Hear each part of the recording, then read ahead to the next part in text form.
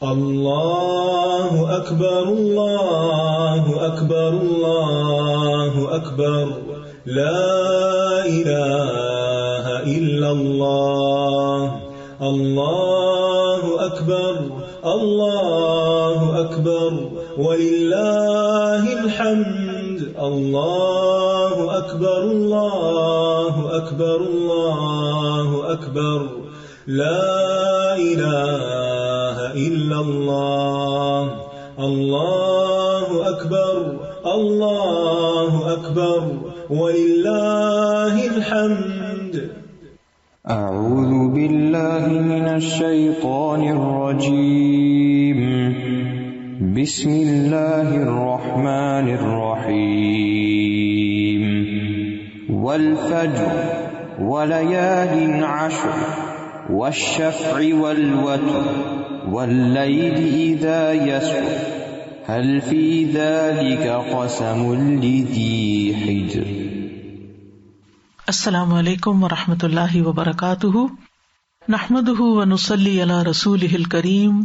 اما بعد فاعوذ باللہ من الشیطان الرجیم. بسم اللہ الرحمن الرحیم. رب اشرح لی صدری ویسر لی امری واحلل عقدۃ من لسانی یفقہوا قولی.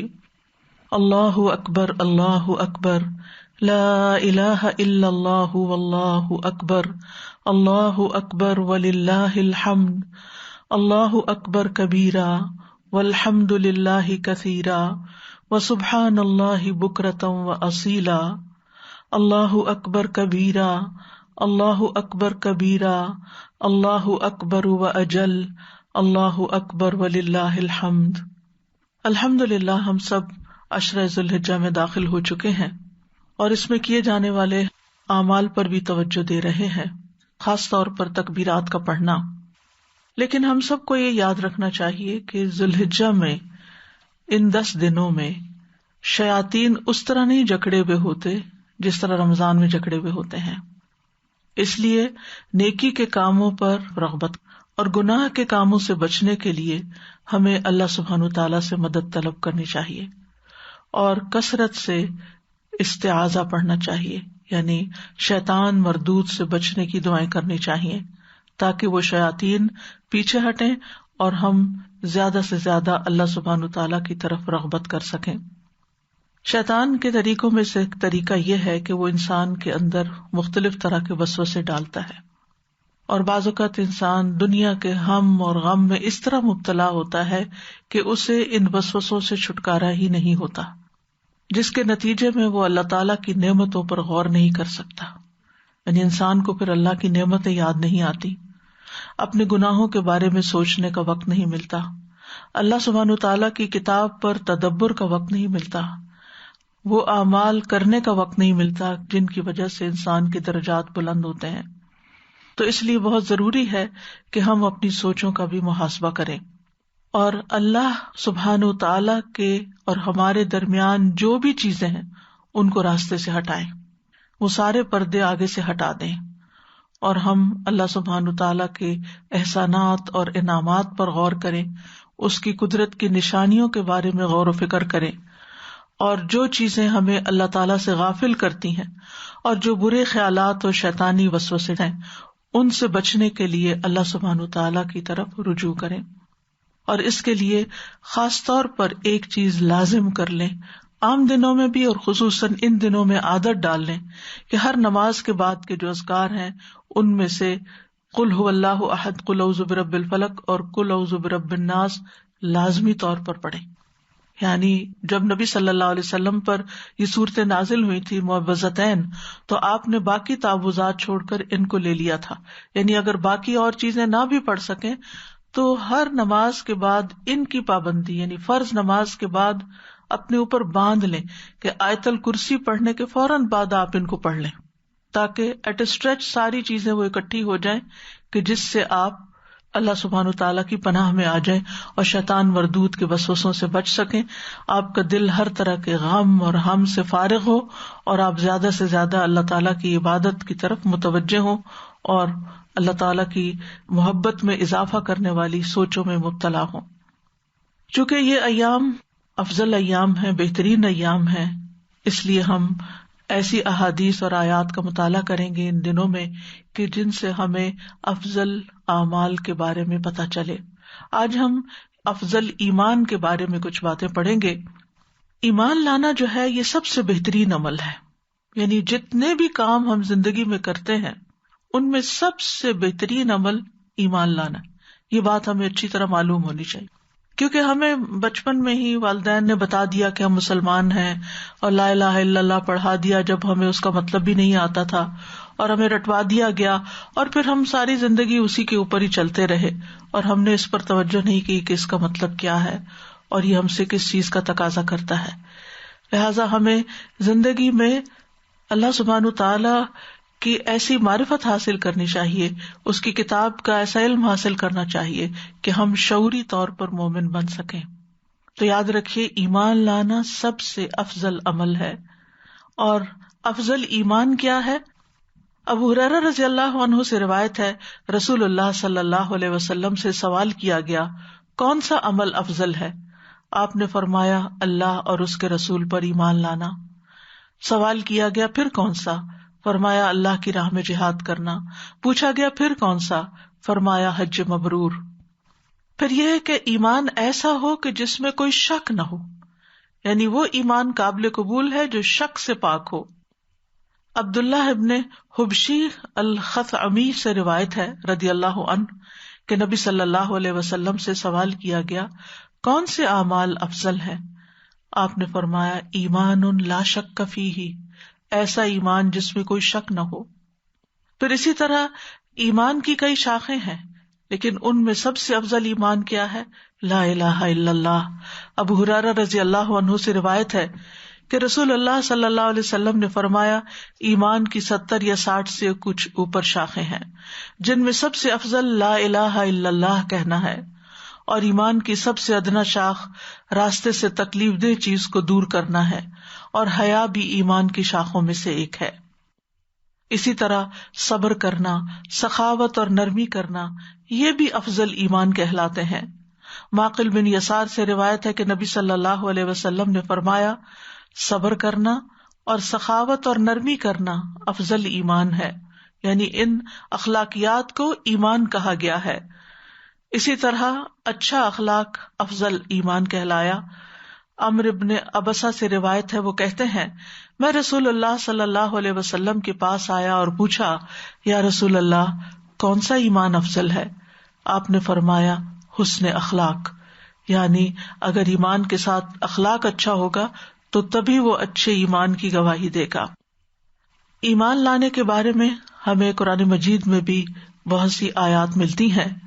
ان میں ایمان لانے کی اہمیت کے بارے میں سورۃ الحدید کی ایک آیت ہے، ارشاد باری تعالیٰ ہے سابقوا الى مغفرة من ربكم وجنة عرضها كعرض السماء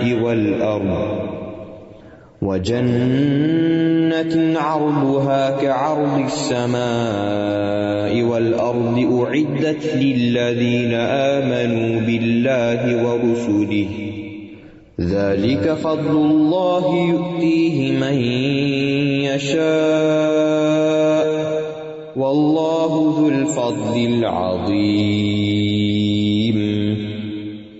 اپنے رب کی بخشش اور اس جنت کی طرف ایک دوسرے سے آگے بڑھو جس کی چوڑائی آسمان اور زمین کی چوڑائی کی طرح ہے.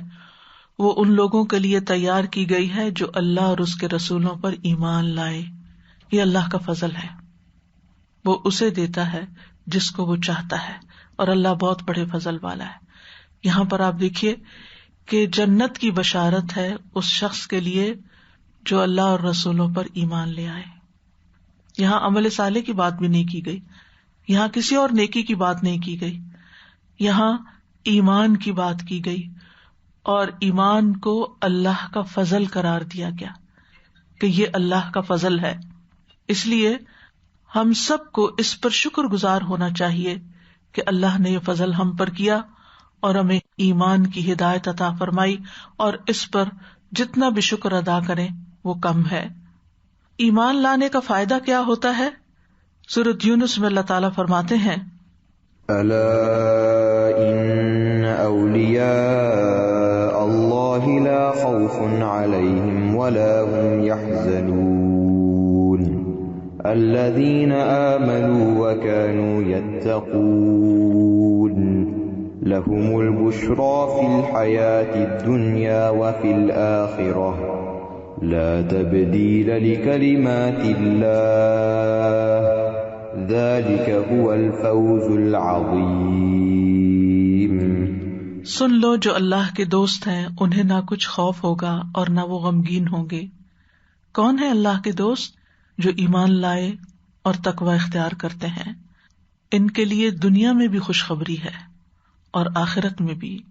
اللہ کی باتوں میں کوئی تبدیلی نہیں ہوتی، یہی بہت بڑی کامیابی ہے۔ تو حقیقی ایمان وہ ہے کہ جو انسان کے اندر سے دنیا کا خوف اور غم دور کر دے، اور اللہ سبحانہ وتعالیٰ کا وعدہ ہے کہ اللہ ایسے لوگوں کو اپنا دوست بنائے گا، ان کو اپنا دوست ہونے کی خوشخبری دیتا ہے۔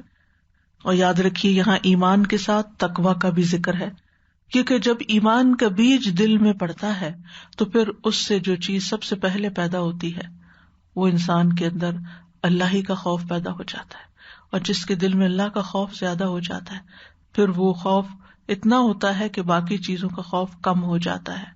اس لیے ایسے لوگوں کے لیے دنیا میں بھی خوشخبریاں اور آخرت میں بھی خوشخبریاں، اور یہ الفوز العظیم ہے، بہت بڑی کامیابی ہے جس کی زندگی ایسے گزرے اور جس کا انجام یہ ہو کہ اس کو اللہ کی ولایت حاصل ہو جائے، اور یہ بھی ایمان اور تقوی کے ذریعے حاصل ہوتی ہے۔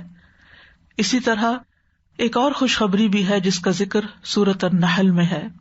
ارشاد باری تعالیٰ ہے من عمل صالحا من ذکر او انثى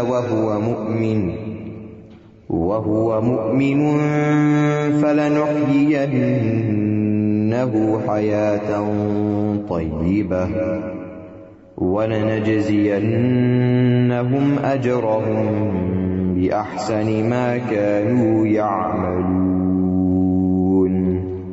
جو شخص بھی نیک عمل کرے، خواہ مرد ہو یا عورت، بشرطے کہ وہ مومن ہو، ایمان کے ساتھ نیک عمل کرے، تو ہم اسے پاکیزہ زندگی بسر کرائیں گے، یعنی دنیا میں بھی اسے اچھی زندگی دیں گے، اور آخرت میں ان کے بہترین اعمال کے مطابق ان کا اجر انہیں عطا کریں گے۔ تو یہ بھی ایک خوشخبری ہے کہ انسان جب ایمان لا کر عمل صالح کرتا ہے، یعنی ایمان لا کر پہلے دل کی حالت بدلتی ہے، وہاں تقویٰ پیدا ہوتا ہے، پھر اس کا اثر انسان کے باقی اعضاء پر بھی پڑتا ہے۔ جب اس کی سوچ درست ہوتی ہے تو اس کی گفتگو بھی اچھی ہو جاتی ہے اور اس کے اعمال بھی صالح ہونے لگتے ہیں، اور جب اعمال صالح ہونے لگتے ہیں تو اس کے نتائج اور فوائد اس کو اس دنیا میں بھی نظر آنے لگتے ہیں، اس کی زندگی پرسکون ہونے لگتی ہے، اور پھر جتنے جتنے عمل بڑھتے چلے جائیں گے اور جتنا ایمان بڑھتا ہے اتنا ہی عمل بھی بڑھتا ہے، تو اس کے مطابق اجرہم بأحسن ما کانوا یعملون، جتنا اچھا عمل اتنا ہی بہترین اجر ان کے لیے ہوگا۔ اور پھر ایسے لوگوں کو اللہ تعالیٰ اپنی رحمت میں داخل کرے گا۔ سورۃ النساء میں ارشاد باری تعالیٰ ہے یا ایھا الناس قد جاءکم برہان من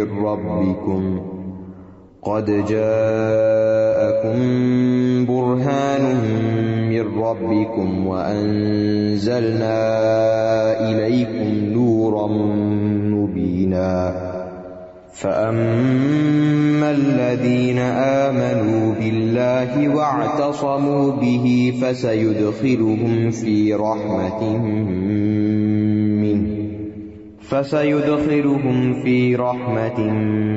مِّنْهُ وَفَضْلٍ وَيَهْدِيهِمْ إِلَيْهِ صِرَاطًا مستقیما۔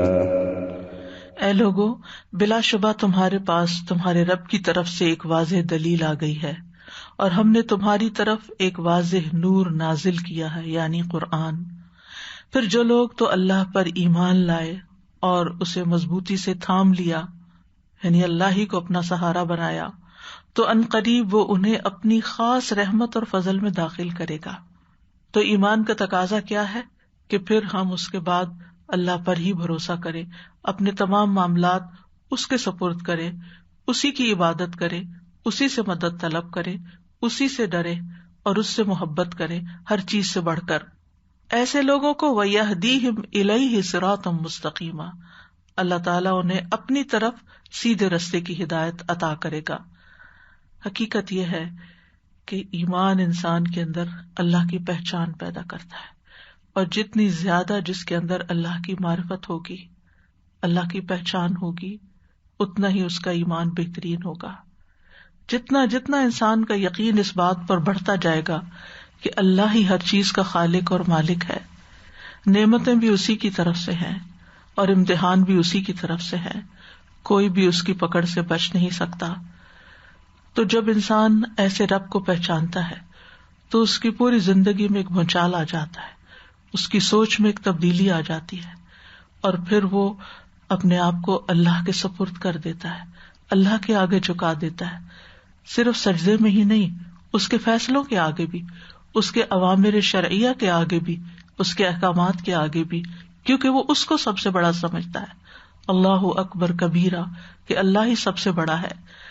اور پھر اس کی مرضی کے مطابق وہ اپنی عبادات، اپنے اخلاق، اپنے اطوار، اپنے رویے، اپنے معاملات، اپنے طور طریقے، اپنی ساری زندگی کو اس کی پسند کے مطابق ڈھال لیتا ہے. کیونکہ انسان جس سے محبت کرتا ہے اس کو خوش کرنا چاہتا ہے، پھر اس کی ساری کوشش اس بات میں لگ جاتی ہے کہ میرا رب مجھ سے راضی ہو جائے، میرا رب مجھ سے خوش ہو جائے، کوئی کام اس کی پسند کے خلاف نہ ہو. جب ایسا انسان لوگوں سے معاملہ کرتا ہے تو اس کو ڈر رہتا ہے کہ اگر میں نے کسی کے ساتھ سامنے یا اس کی پیٹھ پیچھے کوئی برا معاملہ کیا تو میرا رب مجھے دیکھ رہا ہے، وہ مجھے پکڑ سکتا ہے، میں اس کی پکڑ سے نہیں بچ سکتا. ہو سکتا ہے میں اس انسان کی پکڑ سے بچ جاؤں. یعنی بعض اوقات کچھ لوگوں کے سامنے ہم ان کے لیے بہت اچھے ہوتے ہیں، لیکن ان کے پیچھے ان کی جڑیں کاٹ رہے ہوتے ہیں، ان کو نہیں بھی پتہ چلتا، لیکن اللہ دیکھ رہا ہوتا ہے کہ کون کس کے ساتھ کیا زیادتی کر رہا ہے، کہاں ڈنڈی مار رہا ہے، کہاں ظلم کر رہا ہے، کہاں دھوکہ دے رہا ہے، کہاں غیبت کر رہا ہے، کون کس کو بدنام کر رہا ہے، کون کس کے ساتھ منافقت برت رہا ہے. جس انسان کو یہ پتا ہوتا ہے کہ میرا معاملہ بندے کے ساتھ نہیں، میرے رب کے ساتھ ہے جس پر میں ایمان لایا، تو پھر ایسا انسان ایک کھرا انسان ہوتا ہے. وہ جیسے سامنے ہوتا ہے ویسے ہی پیچھے بھی ہوتا ہے. وہ اپنے معاملات کی بھی اصلاح کرتا ہے کہ مجھے جو بھی کرنا ہے اپنے رب کی خاطر کرنا ہے، اور پھر ہر معاملے میں وہ اپنے رب پر بھروسہ کرتا ہے، اور اس طرح وہ اس کے سہارے اپنی زندگی بسر کرتا ہے. اور جب کہیں مشکل آتی ہے، کوئی تکلیف آتی ہے، تو وہ بندوں کی طرف رجوع کرنے سے پہلے اپنے رب کی طرف رجوع کرتا ہے اور اس سے مدد مانگتا ہے، اور اپنے سارے غم اور دکھ کی داستان اسی کو سناتا ہے. پھر ہم دیکھتے ہیں کہ ایسے ہی ایمان والے ہوتے ہیں جن کی آنکھیں اللہ کی یاد میں آنسو بہاتی. وہ دنیا کی حقیر چیزوں پر نہیں روتے، وہ اللہ کی محبت میں روتے، وہ اللہ کی یاد میں روتے. اب دیکھیے کہ دنیا میں جب کسی انسان کو آپ چاہتے اور اس سے تھوڑی سی بھی دوری ہو جائے تو آپ کا دل غمگین ہو جاتا ہے، آپ کے آنسو بہنے لگتے ہیں. یعقوب علیہ السلام کا واقعہ ہمارے سامنے ہے قرآن مجید میں. یوسف علیہ السلام کی محبت اور ان کی دوری نے ان کی زندگی میں کیسا غم پیدا کر دیا تھا.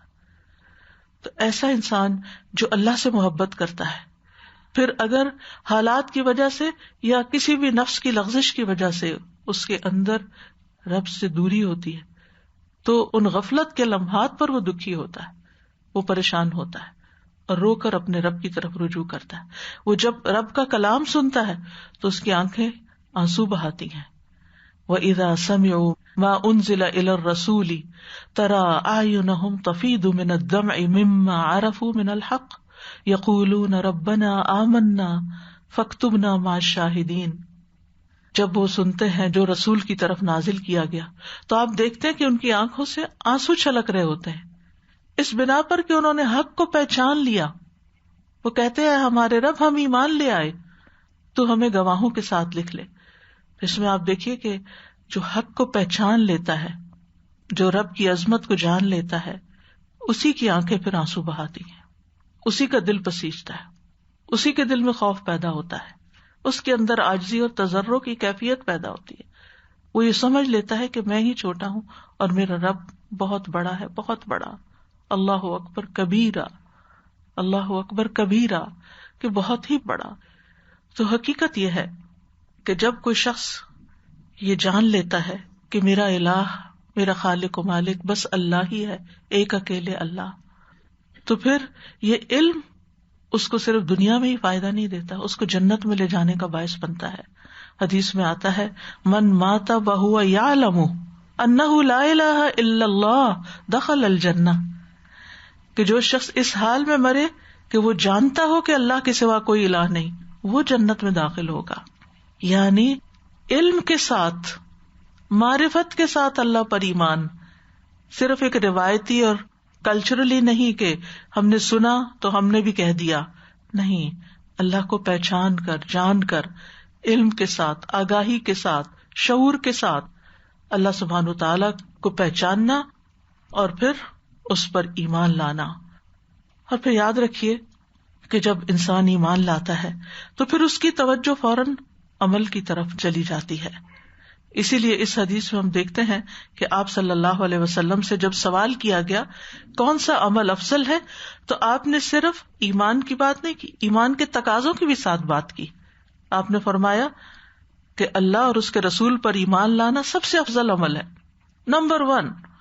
سوال کیا کہ پھر کون سا، تو آپ نے فرمایا اللہ کی راہ میں جہاد کرنا، پھر حج مبرور. اسی طرح ایک اور روایت میں جو مسند احمد کی ہے، آپ سے جب سوال کیا گیا کہ سب سے افضل عمل کون سا ہے، تو آپ نے فرمایا ایک اللہ پر ایمان لانا، پھر جہاد کرنا، پھر حج مبرور. اور اس کی فضیلت تمام اعمال میں ایسی ہے جیسے مشرق و مغرب کے درمیان فاصلہ ہوتا ہے. یعنی حج کو معمولی چیز نہ سمجھا جائے. کچھ لوگوں کے اندر تو بڑا طبعی شوق ہوتا ہے مکہ جانے کا، حج کرنے کا، اور روتے بھی ہیں، دعائیں بھی کرتے ہیں، تڑپتے بھی ہیں، ساری جمع پونجی بھی اکٹھی کرتے رہتے ہیں، اور انتظار یہ ہوتا ہے کہ ہم اللہ کے گھر میں پہنچے. لیکن یہ سب کا حال نہیں ہوتا. کچھ ایسے لوگ بھی ہوتے ہیں جن کے پاس سب کچھ ہوتا ہے، جن کے راستے میں کوئی رکاوٹ نہیں ہوتی، جو وہاں پہنچ کر وہاں رہتے ہوئے بھی اللہ کے گھر نہیں جاتے، توفیق نہیں ہوتی. کاش وہ جان لیتے کہ نیک اعمال میں حج کتنا بڑا مقام رکھتا ہے. پھر اسی طرح ایک شخص رسول اللہ صلی اللہ علیہ وسلم کی خدمت میں حاضر ہوتا ہے. آپ اپنے صحابہ کے بیچ میں بیٹھے ہیں. وہ عرض کرتا ہے کہ کیا آپ وہ شخص ہیں جو کہتے ہیں کہ میں اللہ کا رسول ہوں؟ آپ نے فرمایا ہاں. میں نے کہا اللہ کے رسول کون سے اعمال اللہ کو زیادہ محبوب ہیں؟ آپ نے فرمایا اللہ پر ایمان لانا. میں نے عرض کیا اللہ کے رسول کون سے اعمال اللہ کو سب سے زیادہ ناپسندیدہ ہیں؟ آپ نے فرمایا شرک کرنا. یعنی جہاں ایمان لانا افضل ترین عمل ہے، وہاں اس کے اپوزٹ اتنا ہی بدترین عمل شرک کرنا ہے، جس کے بارے میں آتا ہے کہ سب کچھ معاف ہو جائے گا، شرک کا گناہ نہیں معاف ہوگا. تو بہرحال لغت میں تو ایمان کہتے ہیں تصدیق کرنے کو، اقرار کرنے کو. شرعی طور پر ایمان سے مراد دل میں عقیدہ رکھنا، زبان سے اقرار کرنا اور اعضاء کے ساتھ عمل کرنا ہے. دل میں یقین رکھنا، زبان سے اقرار کرنا اور اعضاء کے ساتھ عمل کرنا. اور پھر یہ کہ ایمان معرفت کا نام ہے، ایمان اللہ کی پہچان کا نام ہے. ایمان میں عمل بھی داخل ہے. فرائض، واجبات اور سنتوں کا تعلق بھی ایمان کے ساتھ ہے. عمر بن عبد العزیز رحمہ اللہ نے عدی بن عدی کو لکھا کہ ایمان کے اندر کتنے ہی فرائض اور عقائد اور حدود ہیں اور مستحب اور مسنون باتیں ہیں. یعنی ایمان صرف ایک زبانی اٹرنس کا نام نہیں، بلکہ اس کے اندر واجبات بھی ہیں، سنتیں بھی ہیں، مستحبات بھی ہیں. بس جو ان سب کو پورا کرے اس نے اپنا ایمان پورا کیا، کیونکہ ان چیزوں میں کمی ایمان میں کمی کا باعث بنتا ہے. یعنی فرائض، واجبات، سنن، مستحبات، جب ان میں کمی کرتا ہے انسان تو پھر اس کا ایمان بھی کم ہو جاتا ہے. تو وہ کہتے ہیں جو ان کو پورا کرے اس نے اپنا ایمان پورا کیا، اور جو ان کو پورا نہ کرے اس نے اپنا ایمان پورا نہ کیا. پس اگر میں زندہ رہا تو میں تمہیں بتاؤں گا ان سب کی تفصیل تاکہ تم ان پر عمل کرو، اور اگر میں مر گیا تو مجھے تمہارے ساتھ زندہ رہنے کی خواہش نہیں.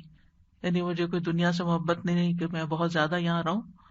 تو بہرحال یہ بھی یاد رکھنا چاہیے کہ ایمان میں نقصان بھی ہوتا ہے, ایمان میں کمی بھی ہوتی ہے.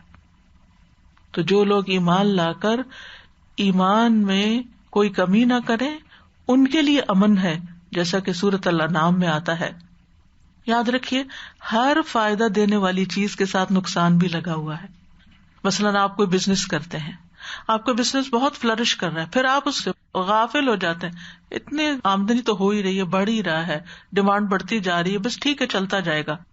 لیکن جب آپ توجہ چھوڑ دیتے ہیں تو پھر کیا ہوتا ہے, ڈکلائن آتا ہے. اسی طرح ہماری صحت ہے, ہم سمجھتے ہیں ہم بالکل فٹ ہیں, ہر چیز ٹھیک ہے, میرے چیک اپ میں سب کچھ صحیح آ گیا.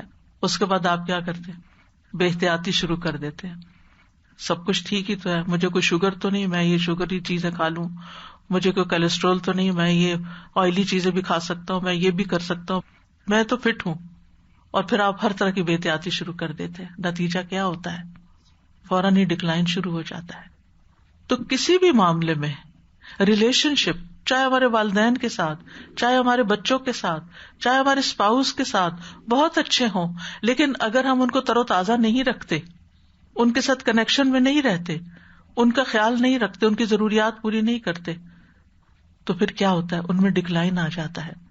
کچھ لوگوں کے ساتھ آپ زندگی میں بہت قریب رہتے ہیں, پھر ایک وقت گزر جاتا ہے کہ آپ ان کا نام بھی بھولنے لگتے ہیں کہ ہاں وہ میری اسکول میں فرینڈ ہوتی تھی, پتہ نہیں اس کا نام کیا تھا, نام بھی بھول گئی.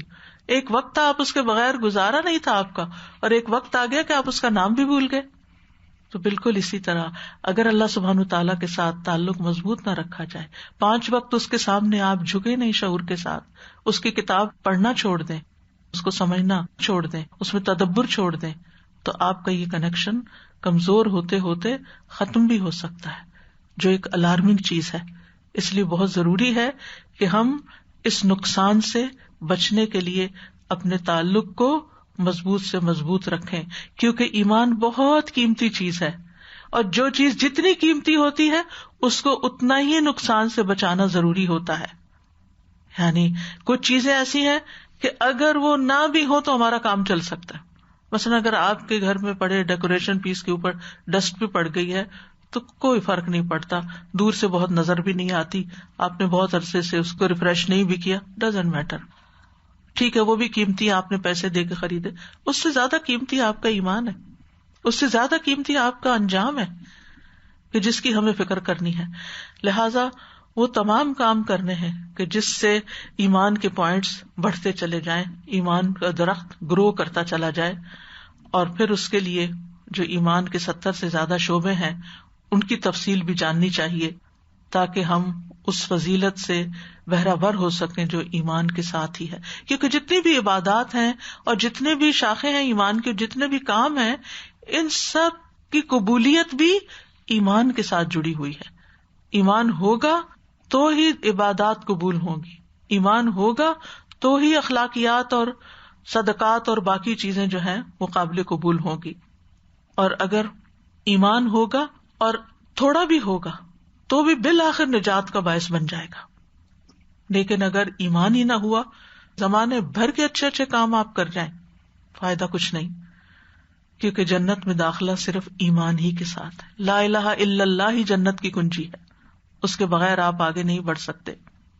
قرآن مجید میں آتا ہے وَمَن لَّمْ يُؤْمِن بِاللَّهِ وَرَسُولِهِ فَإِنَّا أَعْتَدْنَا لِلْكَافِرِينَ سَعِيرًا, جو کوئی اللہ اور اس کے رسول پر ایمان نہ لائے تو بے شک ہم نے ایسے کافروں کے لیے بھڑکتی ہوئی آگ تیار کر رکھی ہے. خُذُوهُ فَغُلُّوهُ ثُمَّ الْجَحِيمَ صَلُّوهُ ثُمَّ فِي سِلْسِلَةٍ ذَرْعُهَا 70 ذِرَاعًا فَاسْلُكُوهُ إِنَّهُ كَانَ لَا يُؤْمِنُ بِاللَّهِ الْعَظِيمِ. حکم ہوگا اسے پکڑ لو, اسے توق پہناؤ, اسے جہنم میں جھونک دو, ایسی زنجیر میں جکڑو جس کی پیمائش 70 گز ہے. بس بے شک یہ بہت عظمت والے اللہ پر ایمان نہیں رکھتا تھا. تو یہ پہلا سٹیپ ہے کہ مان جانا, اور پھر اگلا سٹیپ ہے کہ جو وہ کہے اس کو بھی مان جانا. تو ایمان لانے سے انسان کو سیدھے رستے کی ہدایت ملتی ہے, انسان کے دل کو ہدایت ملتی ہے. وَمَن يُؤْمِن بِاللَّهِ يَهْدِ قَلْبَهُ, جو اللہ پر ایمان رکھتا ہے اللہ اس کے دل کو ہدایت دے دیتا ہے, صحیح سوچ عطا کر دیتا ہے, صحیح عمل کی توفیق عطا کر دیتا ہے. اللہ ولی الذین آمنوا یخرجہم من الظلمات الی النور. اللہ ایمان والوں کا دوست ہے، انہیں اندھیروں سے نکال کر روشنی کی طرف لے آتا. تو جتنا اللہ تعالیٰ پر ایمان زیادہ ہوگا، اس سے تعلق مضبوط ہوگا، اتنا آپ اندھیروں سے، کنفیوژن سے، مس گائیڈنس سے باہر نکلتے چلے آئیں گے. ایمان انسان کے اندر عاجزی پیدا کرتا ہے، جو اللہ کے سامنے تو ہوتی ہی ہے، لیکن بندوں کے سامنے بھی اس کا معاملہ عاجزی والا ہوتا ہے. ایمان انسان کے اندر دوسرے انسانوں کی فکر لگا دیتا ہے، دیگر لوگوں کے بارے میں بھی سوچنے لگتا ہے، ان کا خیر خواہ ہو جاتا ہے. رسول اللہ صلی اللہ علیہ وسلم نے فرمایا ایک مومن کا اہل ایمان میں وہی درجہ ہوتا ہے جو سر کا جسم میں ہوتا ہے. ایک مومن تمام اہل ایمان کے لیے اس طرح تڑپتا ہے جیسے پورا جسم سر کی تکلیف کی وجہ سے تڑپتا ہے. یعنی پھر وہ شخص خود غرض نہیں ہوتا، صرف وہ اپنے بارے میں نہیں سوچتا، وہ سب کی بھلائی کے کام کرتا ہے، سب کے فائدے کا سوچتا ہے. کیونکہ مومن وہ نہیں جو خود پیٹ بھر کے کھانا کھا لے اور دوسرے اس کے ہمسائے میں بھوکے بیٹھے رہے. ایمان سے انسان اپنی صلاحیتیں صحیح ڈائریکشن میں لگاتا ہے، ہر وہ کام کرتا ہے جو فائدے کا ہوتا ہے، اپنے یا دوسروں کے. بے فائدہ، بیکار، لغو چیزوں سے بچتا ہے. ایمان والے آپس میں محبت کرتے ہیں. رسول اللہ صلی اللہ علیہ وسلم نے فرمایا مومن محبت کرتا ہے اور اس سے محبت کی جاتی ہے. اور آپ دیکھیں کہ جو محبت کرتا ہے اس کے دل میں کتنی خوشی ہوتی ہے، اور جس سے محبت کی جاتی ہے اس کے لیے بھی زندگی میں کتنی خوشی ہوتی ہے. پھر اسی طرح ایمان انسان کو امانت دار بناتا ہے، ایمان انسان کو نصیحت قبول کرنے والا بناتا ہے. رسول اللہ صلی اللہ علیہ وسلم نے فرمایا مومن کو اس حال میں پیدا کیا گیا کہ وہ آزمائش میں مبتلا ہونے والا، توبہ کرنے اور بھولنے والا ہوتا ہے. یعنی بیڈ میموریز جو ہے وہ اپنے ذہن سے نکال دیتا ہے، نعمتوں کو یاد کرتا ہے. جب اسے نصیحت کی جاتی ہے تو وہ نصیحت قبول کرتا ہے. پھر ایمان کے نتیجے میں انسان کی زبان کی اصلاح ہوتی ہے. آپ نے فرمایا مومن لان تان کرنے والا، فحش گو اور بےہودہ گو نہیں ہوتا. یعنی جتنا ایمان مضبوط ہوگا اتنا ہی اس کے اندر خیر اور بھلائی آتی چلی جائے گی. یعنی اس کے اندر اس کی زبان کی بھی اصلاح ہوگی اور اس کے معاملات اور رویے بھی اچھے ہوں گے. پھر اسی طرح ہم دیکھتے ہیں تاریخ میں کہ جو لوگ ایمان لائے ان کی زندگیوں میں کیسی کیسی تبدیلیاں آ گئی. حضرت عمر رضی اللہ عنہ کی مثال آپ کے سامنے ہے، ابو سفیان کی مثال آپ کے سامنے ہے، ثمامہ بن اسال کی مثال آپ کے سامنے ہے کہ کس طرح ایمان لانے سے پہلے ان کے دل میں نبی صلی اللہ علیہ وسلم کے لیے نفرت تھی، اور ایمان لا کر وہ آپ کو سب سے زیادہ محبوب ہو گئے اور مدینہ سب سے زیادہ ان کو پسند آ گیا. وہ کہتے ہیں کہ اللہ کی قسم کوئی شہر آپ کے شہر سے زیادہ برا مجھے نہیں لگتا تھا، لیکن آج آپ کا شہر میرے لیے سب سے زیادہ محبوب شہر ہو گیا ہے. یہ ایمان نے فرق ڈالا ان کے اندر. پھر اسی طرح موجودہ دور میں بھی کئی ایک مثالیں ملتی ہیں. ضیاء الرحمان اعظمی کے بارے میں آپ نے سنا ہوگا. وہ 1947 میں ایک ہندو گھرانے میں پیدا ہوئے تھے. والدین نے ان کا نام بانکے رام رکھا تھا. ان کے والد بہت بڑے بزنس مین تھے جن کا اعظم گڑھ سے کلکتہ تک کاروبار پھیلا ہوا تھا. ان کی زندگی آسائشوں سے بھرپور تھی، یعنی جس کے گھر میں مال و دولت ہو اسے کس چیز کی کمی ہے. تو جب یہ 16 سال کے تھے تو انڈیا اتر پردیش میں اپنے گاؤں کے حکیم ایوب صاحب کے مطب میں گئے دوا لینے. وہاں انتظار گاہ میں رکھی ہوئی کتابوں اور رسالوں میں سے مولانا مودودی صاحب کا ایک رسالہ جو ہندی زبان میں ٹرانسلیٹ کیا گیا تھا اس کو انہوں نے پڑھا، اور برہمن ہندو ہوتے ہوئے ان کی زندگی کا رخ بدل گیا، مسلمان ہو گئے. گھر والوں نے ان کو واپس پلٹنے کی ہر کوشش کر ڈالی، پیار، محبت، لالچ کے علاوہ سختی، لیکن اب ایمان دل میں اتر گیا تھا نا. وہ جب ایمان کی حلاوت انسان کو محسوس ہوتی تو زندگی کتنی تبدیل ہو جاتی ہے. تو ان کی زندگی کو خطرہ لاحق ہو گیا، کیونکہ ان کے لیے گھر والوں، فیملی اور دوسرے ہم مذہب لوگوں کے لیے ایکسیپٹنس نہیں تھی، تو انہوں نے وہاں سے ہجرت کر لی.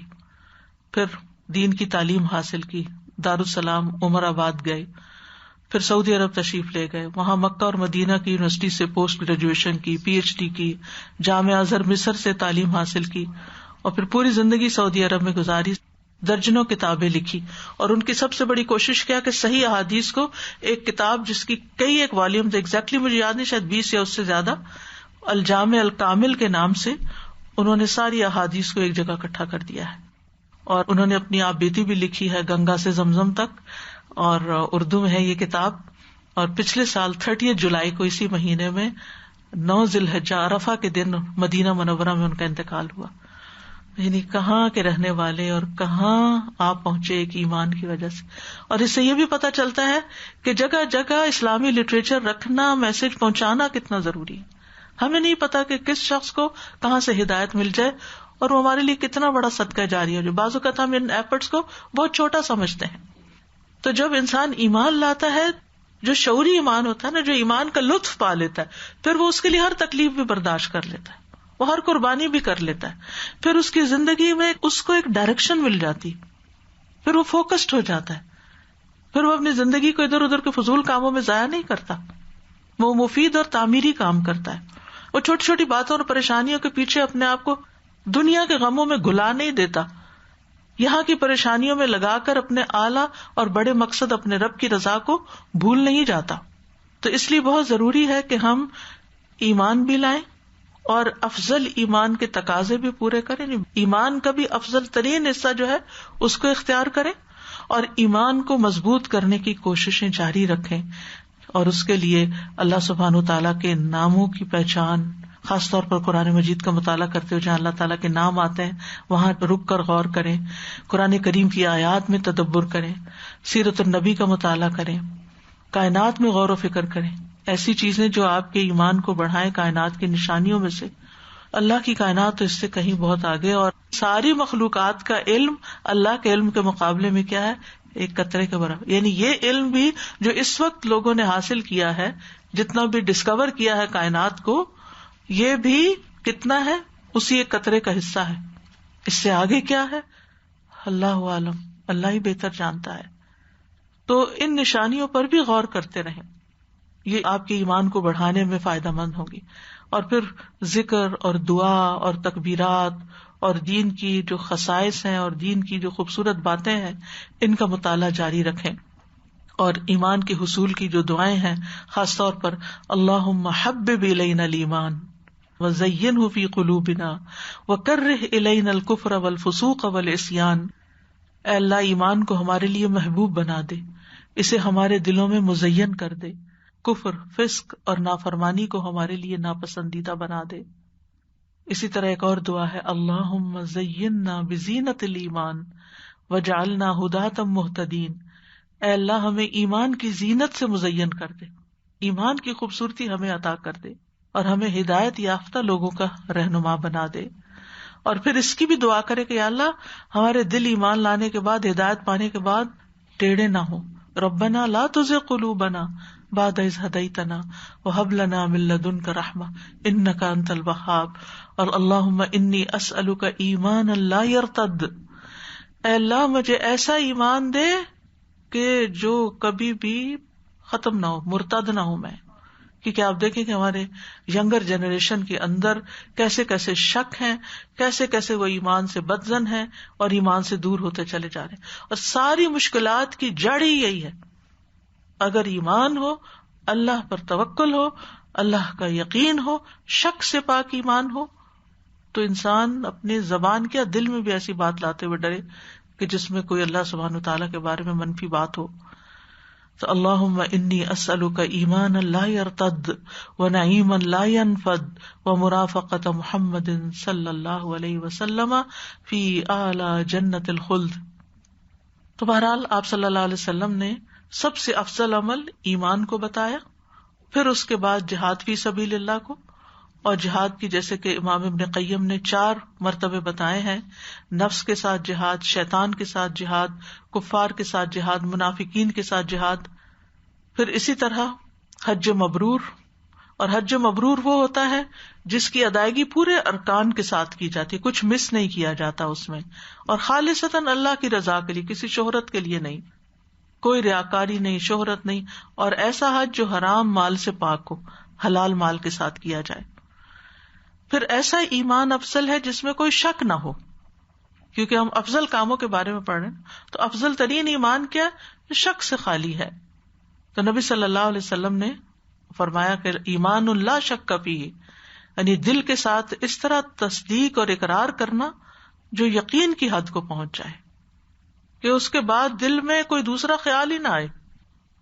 افی اللہ شک فاطر السماوات والارض، کیا اللہ کے بارے میں شک کریں گے جو آسمان و زمین کا پیدا کرنے والا ہے؟ یعنی کوئی چھوٹی سی چیز تو خود نہیں بنی. آپ کے سامنے جتنی بھی چیزیں ہیں چھوٹی یا بڑی، ان میں سے کوئی ایک چیز بتائیے جو خود بنی ہو، خود بخود بن گئی. باغ خود لگ گیا، گھر ہمارا خود ہی بن گیا تھا، یہ کرسی جس پہ میں بیٹھی ہوں یہ بھی خود ہی بن گئی تھی، یہ قلم جس سے میں لکھ رہی ہوں بھی خود بن گیا تھا. کون سی چیز خود بنی تھی؟ تو یہ کائنات خود کیسے بن گئی؟ تو بنانے والا کون ہے؟ اس کی پہچان ہماری فطرت میں رکھ دی گئی ہے، ہماری عقل اس کا تقاضا کرتی ہے، ہماری شریعت نے ہمیں بتایا ہے، ہمیں اللہ تعالیٰ اس کی نشانیاں دکھاتے ہیں، ہماری حس ہمیں بتاتی ہے. جب ہماری دعائیں قبول ہوتی ہیں، جب ہمارے ساتھ چھوٹے چھوٹے کرامتیں ہوتی ہیں، میریکلز ہوتے ہیں، کتنی ہی چیزیں ہیں جو ہماری زندگی میں ہوتی ہیں جن سے ہم اللہ تعالیٰ کو پہچانتے ہیں.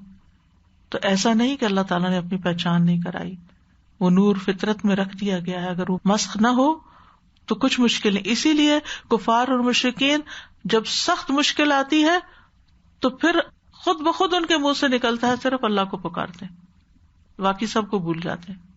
اور عقل، جیسے کہ میں نے ابھی کہا کہ کون سی چیز خود بنی، یعنی ام خلقوا من غیر شیء ام هم الخالقون. اللہ تعالیٰ پوچھتے کیا وہ بغیر کسی کے پیدا کر دیے گئے یا وہ خود خالق ہیں؟ یا تو تم لوگ خالق ہو یا پھر کوئی اور خالق ہے. تو ہم تو خالق نہیں ہیں، ہمیں تو پتا ہے اچھی طرح. تو پھر کوئی اور ہے نا، وہی اللہ ہے، هو اللہ الخالق البارئ. تو اس پر ایسا ایمان جس میں کوئی شک نہ ہو، وہی خالق ہے، وہی میرا مالک ہے، اسی نے مجھے پیدا کیا، وہی مجھے رزق دیتا ہے، اسی کا حق مجھ پہ سب سے زیادہ، اور میں نے اسی کی طرف لوٹ کے جانا ہے. میری زندگی اور میری موت سب اسی کے لیے، میری زندگی کا اہم ترین کام اس کو راضی کرنا ہے.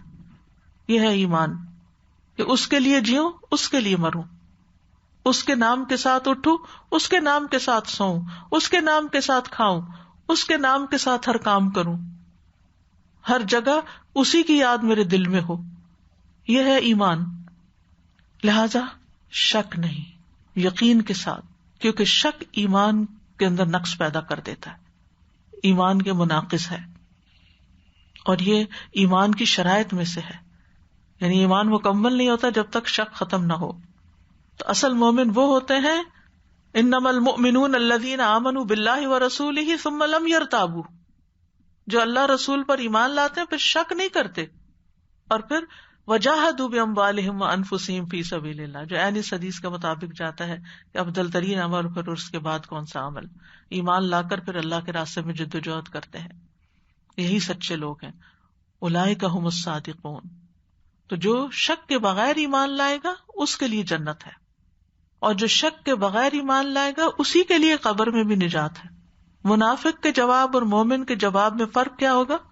مومن پورے کانفیڈنس کے ساتھ جواب دے گا کہ میرا رب اللہ ہے اور میرا رسول محمد صلی اللہ علیہ وسلم ہے اور میرا دین اسلام ہے. اور جب اس سے کہا جائے گا کہ تمہیں کیسے پتا چلا، تو وہ کہے گا کہ میں نے اللہ کی کتاب پڑھی، یعنی میں نے علم حاصل کیا اس کا. تو پھر اس کو کیا کہا جائے گا کہ تو یقین پر تھا، یقین پر مرا، یقین پر اٹھے گا اگر اللہ نے چاہا. یعنی تمہاری زندگی یقین پہ گزری، موت بھی یقین پہ آئی، آخرت میں بھی یقین کے ساتھ اٹھو گے کہ اسی دن کا تو انتظار تھا، اسی دن کے لیے تو ساری زندگی کوشش کی. اور پھر منافق اس کے بالکل برعکس، وہ کیا کہے گا؟ ہاں لا ادری، مجھے نہیں پتا، میں نے لوگوں کو کہتے ہوئے سنا تھا تو میں نے بھی کہہ دیا، بس سنی سنائی بات ہی ایمان تھا اس کا. تو یہ اتنا کافی نہیں ہے، لہذا اس کے لیے جہنم کی طرف سے کھڑکی کھول دی جائے گی، اور وہ دیکھے گا کہ جہنم کا ایک حصہ دوسرے حصے کو جلا رہا ہے، اور اہل ایمان کے لیے جنت کی طرف کھڑکی کھولی جائے گی. تو اللہ سبحانہ وتعالی اس طرح ان کو دنیا میں بھی اور آخرت میں بھی اپنی رحمت سے نوازیں گے. تو ہمیں اللہ سبحانہ وتعالی کی ذات کے بارے میں شک نہیں کرنا چاہیے، اس کی مدد پر بھی شک نہیں ہونا چاہیے، اس بات میں بھی شک نہیں ہونا چاہیے کہ وہ ہماری دعائیں ضرور سنے گا. یعنی کوئی شک کی بات نہیں، وہ ضرور سنے گا. حضرت ابراہیم کو جب آگ میں ڈالا جا رہا تھا تو انہوں نے کیا کہا تھا؟ حسبنا اللہ و نعم الوکیل. مجھے یقین تھا نا اللہ ہے، وہ میرے لیے کافی ہے، وہ مجھے بچائے گا. اس کی مدد پر بھروسہ تھا. نبی صلی اللہ علیہ وسلم کو غار ثور میں جب حضرت ابوبکر کہنے لگے کہ یہ تو بالکل ہمارے سر پہ دشمن پہنچ گیا، تو آپ کو اللہ کی مدد پہ یقین تھا. کیا کہا؟ لا تحزن ان اللہ معنا. پھر اللہ کی مدد آئی، اللہ نے اپنی سکینت اتاری، ایسے لشکروں سے مدد کی کہ جو تم نہیں دیکھ رہے تھے. یعنی اللہ کے ہونے پر، اس کے وجود پر اگر یقین ہے تو پھر اس کی مدد پر بھی یقین، اس کے اسماء و صفات پر بھی یقین، اس کے وعدوں پر یقین. وہ جنگ احزاب میں جب انہوں نے دیکھا تھا نا دشمنوں کو آتے ہوئے، تو منافقوں کا طرز عمل کچھ اور تھا، اور مومن کیا کہنے لگے؟ ھذا ما وعدنا اللہ ورسول. اللہ اور اس کے رسول نے ہم سے اس کا وعدہ کیا تھا، اور رسول نے سچ کہا کہ امتحان ہوں گے. تو اللہ کی باتوں کو سچا سمجھنا ایمان کا تقاضا ہے. اسی طرح دعا بھی پورے یقین کے ساتھ مانگنی چاہیے کہ اللہ دے گا اور دے سکتا ہے. اور خاص طور پر وہ دعا وَمِنَ الْيَقِينِ مَا تُحَوِّنُ بِهِ عَلَيْنَا مَصَائِبَ الدُّنْيَا. اللہ ہمیں ایسا یقین عطا کر کہ دنیا کی مصیبتیں ہم پہ آسان ہو جائیں. پھر اسی طرح ایمان کی 70 سے اوپر شاخیں ہیں، جن میں افضل ترین شاخ لا الہ الا اللہ ہے، اور سب سے کم راستے سے تکلیف دہ چیز ہٹانا ہے. مطلب کیا ہے کہ ہمیں نبی صلی اللہ علیہ وسلم نے لسٹ نہیں دی کہ یہ 70 شاخیں. علماء نے کوشش کر کے کچھ 70 کچھ 60 کچھ کم کچھ زیادہ ان چیزوں کو جمع کیا ہے، لیکن اصل چیز جس پہ فوکس کرنے کی ضرورت ہے وہ یہ کہ لا الہ الا اللہ، کہ اللہ کے سوا کوئی الہ نہیں، کوئی معبود نہیں، کوئی عبادت کے لائق نہیں. اس چیز پر یقین ضروری ہے، کیونکہ جب یہ ہم کہہ دیں گے نا لا الہ الا اللہ، پھر اس کے بعد جتنے بھی نیک اعمال کریں گے نا، چاہے حج ہو، جہاد ہو، کچھ بھی ہو، وہ کس کے لیے کریں گے؟ اللہ کے لیے کریں گے. یہی لا الہ الا اللہ کا مطلب ہے کہ ہر کام پھر ہمارا اللہ کے لیے ہو جائے، کیونکہ ہمارا ہر کام عبادت ہے، اور وہ اسی معبود کے لیے، کہ ہمارا کوئی اور معبود نہیں، ہم اسی کو اپنا معبود سمجھتے ہیں. اور یہ سب سے بہترین ذکر بھی ہے لا الہ الا اللہ. مصائب سے نجات دلاتا ہے.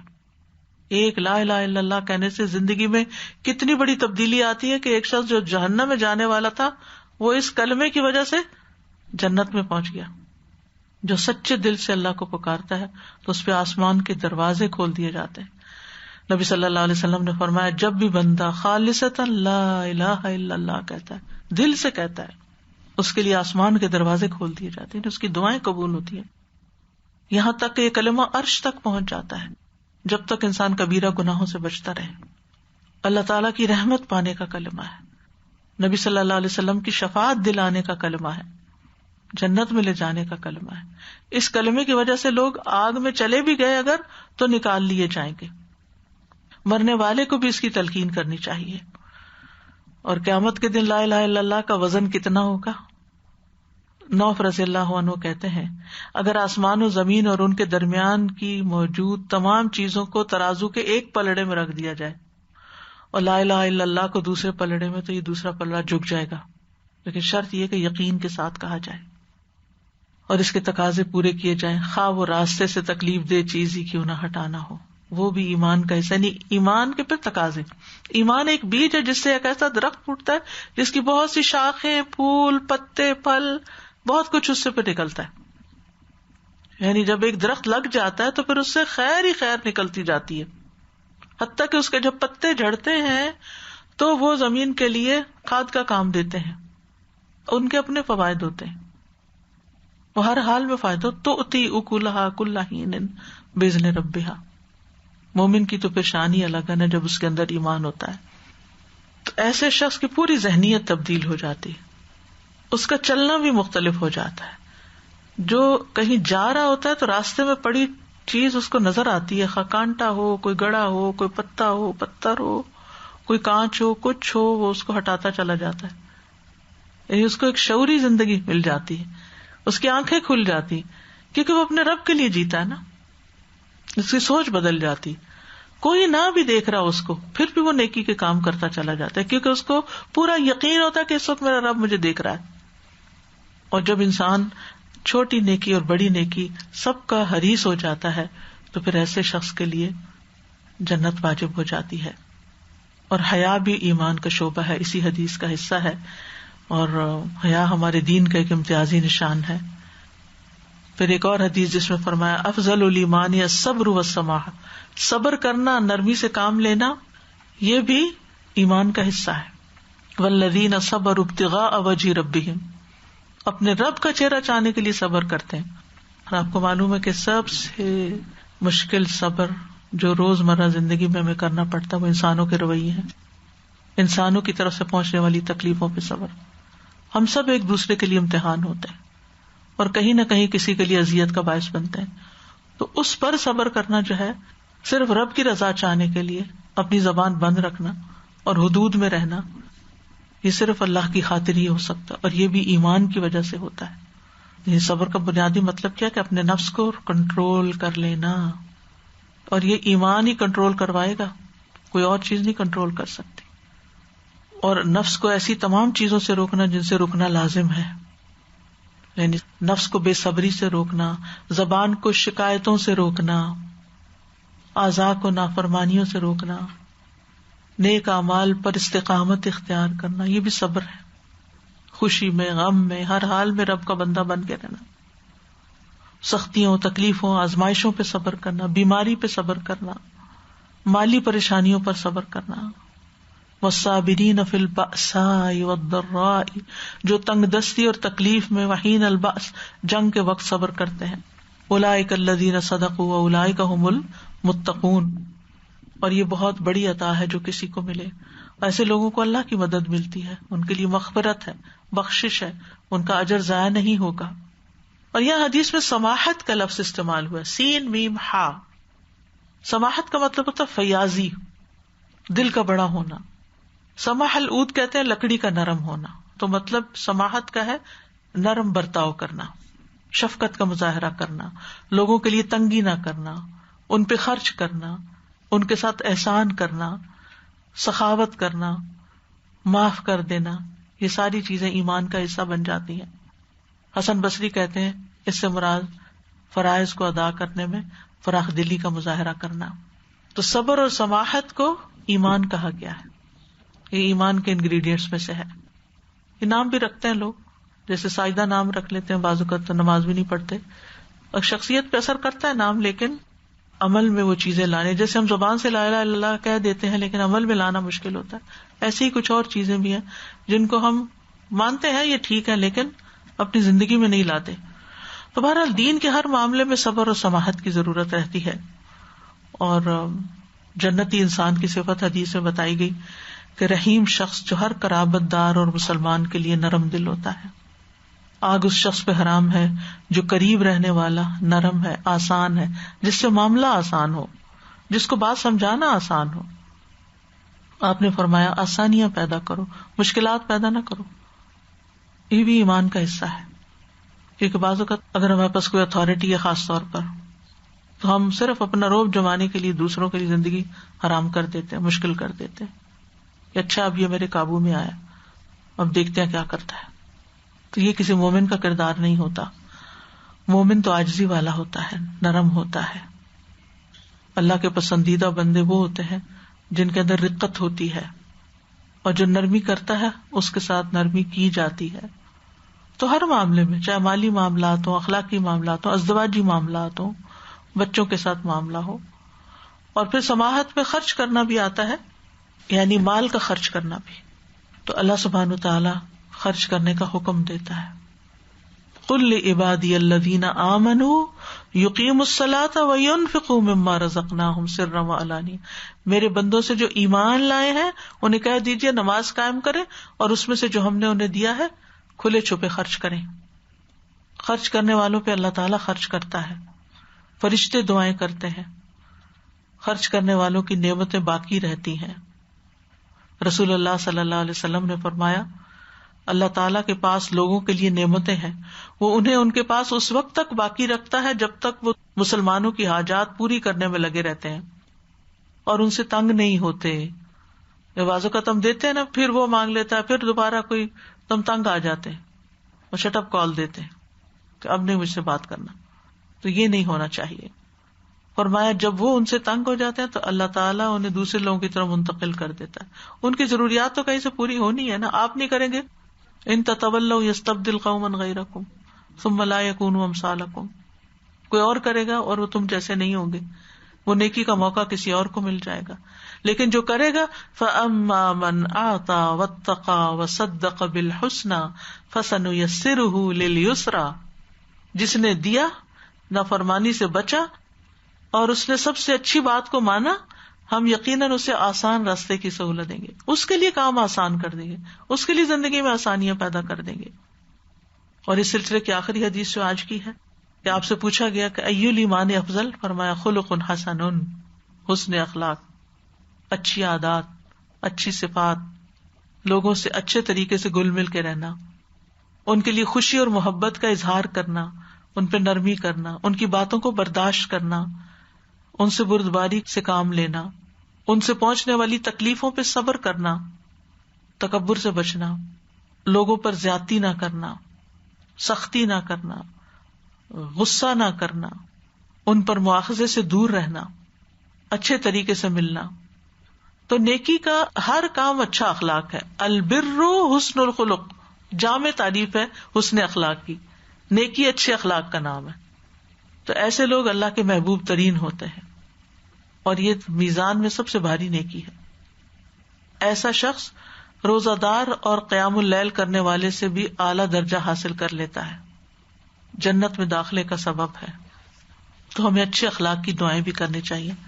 اللہم احسنت خلقی فاحسن خلقی واہدنی لاحسن الاخلاق لا یہدی لاحسنها الا انت واصرف عنی سیئها لا یصرف عنی سیئها الا انت. اور برے اخلاق سے پناہ بھی مانگنی چاہیے. اللہم انی اعوذ بک من منکرات الاخلاق والاعمال والاہواء. اللہ تعالیٰ سے دعا ہے کہ اللہ تعالیٰ ہمیں حقیقی, سچا, خالص, بہترین, افضل ترین ایمان عطا کرے اور اس کے تقاضے پورے کرنے کی توفیق عطا فرمائے. اب آپ میں سے کوئی کچھ کہنا چاہے تو موسٹ ویلکم. ایمان تمہارے پیٹوں میں پرانا ہو جاتا ہے جیسے کپڑا پرانا ہو جاتا ہے. بالکل, تو اس کی تجدید کرتے رہنا چاہیے. تجدید کرتے رہنا چاہیے. بالکل, شکریہ. استاذہ جی, یہاں پہ جب آپ نے بتایا کہ اللہ سے تعلق مضبوط رکھنا پڑتا ہے جس کی وجہ سے ہمیں اس کو آل دا ٹائم ریفریش کرتے رہتے ہیں, تو اللہ نے ہمیں 5 وقت نماز دی ہے, بالکل, اور ریفریشنگ ہو جاتی ہے واپس تھوڑی دیر کے بعد جب ٹائم آتا ہے, فجر, پھر ظہر, پھر عصر, پھر مغرب, پھر عشاء, اور پھر آپ فجر کے لیے اٹھتے ہو چاہے آپ کا دل چاہے نہ چاہے, لیکن وہ آپ کا ریفریشنگ ٹائم اللہ اور نے. انہی نمازوں میں قرآن بھی پڑھا جاتا ہے, اور تو قرآن سے بھی کنیکشن ہو جاتا ہے. بالکل, کیونکہ نماز میں پڑھنے کے لیے پھر آپ قرآن یاد بھی کریں گے, اس کو سمجھنے کی بھی کوشش کریں گے. السلام علیکم استاد جی. جیسے کہ اللہ تعالیٰ نے فرمایا کہ جو میں رزق دیتا ہوں ان میں سے خرچ کیا کرو, تو ایک دفعہ مجھے کسی نے ڈونیشن وغیرہ کا کہا تو میں نے دے دیا. پھر نیکسٹ ویک پھر ان سے ملاقات ہوئی تو انہوں نے پھر مجھ سے بات کی, تو میں نے اپنے دل میں صرف سوچا ابھی تو میں نے دیا ہے پچھلی وقت, مگر جیسے ہی میں بک اسٹور میں گئی میں نے ایسے کتاب کھولی تو اس میں لکھا ہوتا سامنے ایک دم کہ مال دینے سے رزق کم نہیں ہوتا. سبحان اللہ. میں نے کہا اللہ تعالیٰ مجھے اسی وقت دکھا دے کہ آپ دل میں بالکل ملال نہیں لائے. صحیح, یہ ہمارا امتحان ہوتا ہے. یہ جو لوگوں کے سوال ہوتے ہیں اور لوگوں کے رویے ہوتے ہیں وہ ہمیں بہت کچھ سکھاتے ہیں, اس سے ہمارا ٹیسٹ ہوتا رہتا ہے. جیسے لٹمس ٹیسٹ ہوتا ہے نا, ایسے ہی یہ لوگوں کے معاملے ہمارے ساتھ ایک ٹیسٹ ہوتے ہیں کہ ہم اخلاق کے کس مقام پہ کھڑے ہیں. السلام علیکم استاد جی. وہ آپ نے جیسے ابھی بتایا تھا نا کہ اللہ کا پیغام دیتے رہو, اور وہ جو بتایا تھا کہ وہاں لکھا ہوا تو اور وہ وہاں سے نکلا اور پھر وہ پڑھ کے انڈیا کا جو تھا وہ, تو ایسے مجھے یاد آیا کہ میرا بیٹا ہے نا وہ چھوٹا سا قرآن لے کے چلتا تھا اپنے بیگ میں نا, تو ڈاؤن ٹاؤن سے آ رہا تھا اور پھر اس کا بیگ جو تھا ایسے ہی کہیں گیا تھا جس میں پانی بھی تھا, والیٹ بھی تھا, تو اس نے اپنے پاکٹ سے نکال کے اس میں ڈال دیا. بیگ میں قرآن بھی تھا انگلش میں, کسی نے اسے دیا تھا, تو اس کا نام لکھا تھا, نیچے فون نمبر اور ایڈریس سب چیزیں میرے بیٹے کی نا. تو وہ کھو گیا. جب وہ گھر پہنچا اسے یاد آیا میرا تو والیٹ سبے میں رہ گیا. اتنا وہ پریشان ہوا کہ اپنی مما کو اور بابا کو کیسے بتاؤں گا نا, بہت ڈانٹیں گے مجھے نا. پھر اس نے مجھے آ کے آہستہ سے بتایا میرا نا والیٹ رہ گیا سب وے میں بھی بہت پریشان ہوئی. اس میں تو ظاہر کارڈ رہتے. میں نے کوئی بات نہیں, اللہ مالک ہے, بس آپ اللہ کی حفاظت میں دے دو, مل جائے گا نا. تو فون آیا کہ فلانی جگہ آ جاؤ, تمہارا والیٹ اور وہ ملا ہے, تو وہاں سے لے جانا. سب وے کا وہ ہے, ہم نے وہاں پہ مین اس پہ دے دیے. تو جب وہ گیا تو بیگ میں اس نے کھول کے دیکھا پیسے, والیٹ سب پڑا ہے, اور میرا قرآن کہاں گیا. اتنا پریشان ہوا. پھر خیر وہ آیا خوشی خوشی, میرا والیٹ مل گیا. اس کو والیٹ کی خوشی ہوئی نا, ظاہر اتنا اس کو وہ نہیں تھا, بس پڑھتا تھا میننگ کے ساتھ, انگلش میں چھوٹا چھوٹا پڑھ رہا تھا, لرن کرتا تھا. تو جب گھر آیا تو کہنے آپ کو پتہ ہے میرا والیٹ مل گیا, فون آیا تھا بس, لیکن میرا نا قرآن چلا گیا جس میں نے سارے میننگ لکھتا تھا, اور میننگ والا قرآن. تو میں نے کہا بیٹا اس سے بڑی اچھی کتنی بات ہوئی, پتہ نہیں وہ کیوں لے کے گیا ہدایت لینے کے لیے, اسی لیے سب کھویا تھا. جی اتنے سال بعد فون آیا اس کا, اور کہنے لگا کہ مجھے تم سے ملنا ہے. تو یہ بھی ڈر گیا, کون ہے؟ کہتے کچھ سالوں پہلے تمہارا کوئی بیگ گم ہوا تھا. تو وہ کہنے لگا جی. تو پھر کہنے لگا اوکے ایسی ایسی جگہ ہے, وہاں پہ آؤ, مجھے تم سے ملنا ہے نا. تو ڈرا, پھر اپنے بھائیوں کہنے لگا تم بھی میرے ساتھ چلو. تو دونوں چلے گئے, لیکن ہے نا پھر کہنے لگا کہ کہاں پہ جا کے اسلام لاتے ہیں, مسلمان ہوتے ہیں, مجھے لے چلو. تو مجھے ابھی آپ کی بات پہ یاد آیا کہ واقعی چیز بانٹتے رہنی چاہیے, اللہ کے لکھی بھی. اور پھر جب لے کے گئے تو رونے لگا کہ یہ میں تم لوگوں کو ہمیشہ دیکھتا تھا, پر مجھے سمجھ نہیں آتا تھا میں کیسے جاؤں, کیسے کہوں کہ میں اپنی فیملی کو بتاؤں گا. سب بتا دیتے تم چھوڑو گے تو سب سے چھٹ جاؤ گے, لیکن میں نے سوچا کوئی تو ایک ہے جو سب چیز کو سننے والا, بچانے والا ہے, تو میں اس کی طرف جاتا ہوں. اور پھر جب وہ آیا مسجد میں, میرے بیٹے نے اسے بلایا, اور پھر اس نے بتایا کہ یہ آج لے لو واپس قرآن, مجھے راستہ مل گیا نا. اور پھر ایسا لگا جیسے کوئی ڈرامہ ہی, ایسا وہ نہیں ہوا. پھر دونوں گلے لگ گئے, وہ اتنا رویا, سبحان اللہ, اور بس اسلام لے آیا. پھر دوستی ہو گئی, پھر کہیں منہ ہو گیا, بیچارہ کہاں گیا یہ نہیں پتا نا. پھر بس کہتا تھا کسی مسلمان کو ڈھونڈ لوں گا, اس سے شادی کر. بہت اچھی کہانی تھی. اللہ جس کو ہدایت دینا چاہے اس کے لیے کیسے کیسے بندوبست کر دیتا ہے. اور قرآن اگر ہمارے ساتھ ہو تو وہ ہماری ایک پہچان بھی ہو جاتا ہے نا. ہماری ایک شاگرد تھی, 20-22 سال پہلے کی بات ہے, وہ ٹریول کر رہی تھی. اس وقت اسٹوڈینٹس کو وہ بہت کہتی تھی, اور اس وقت تو کوئی موبائل اور ڈیجیٹل وغیرہ نہیں تھا, تو ہر ایک کے پاس چھوٹے چھوٹے مصحف ہوتے تھے, اور ہم تقسیم بھی کرتے تھے کہ ہر ایک کے بیگ میں ہو اپنا نا, اور جہاں بھی ہو تو وہ اس کو نکال لیں. تو وہ جب جا رہی تھی, ان کے ہسبینڈ ڈرائیو کر رہے تھے, اور وہ پڑھ رہی تھی. پڑھتے پڑھتے ہٹ ہوئی گاڑی, اور جب وہ بے ہوش ہوئی, قرآن ان کے ساتھ تھا, اور وہیں پر ان کی ڈیتھ ہو گئی. مطلب قرآن کے ساتھ اس وقت ہاتھ میں کچھ اور بھی ہو سکتا تھا, کوئی میوزک بھی سن رہے ہوتے, کچھ بھی. تو یہ ہے کہ جس چیز سے محبت ہوتی ہے, جس کے ساتھ انسان دنیا میں, آخرت میں بھی اس کے ساتھ ہی اٹھایا جائے گا. اور یہ جو اعظمی صاحب کی وفات کی خبر ملی تھی, اور عرفہ کے دن, اور کہاں مدینہ میں وفات, اور یعنی جس چیز کے ساتھ زندگی گزاری, اللہ نے موت بھی اتنی اچھی دی. آخر دعوانا ان الحمد للہ رب العالمین. سبحانک اللہم و بحمدک, نشہد ان لا الہ الا انت, نستغفرک و نتوب الیک. السلام علیکم و رحمۃ اللہ وبرکاتہ. اللہ اکبر اللہ اکبر اللہ اکبر, لا الہ الا اللہ, اللہ اکبر اللہ اکبر وللہ الحمد, اللہ اکبر اللہ اکبر اللہ اکبر, لا الہ الا اللہ, اللہ اکبر اللہ اکبر وللہ الحمد.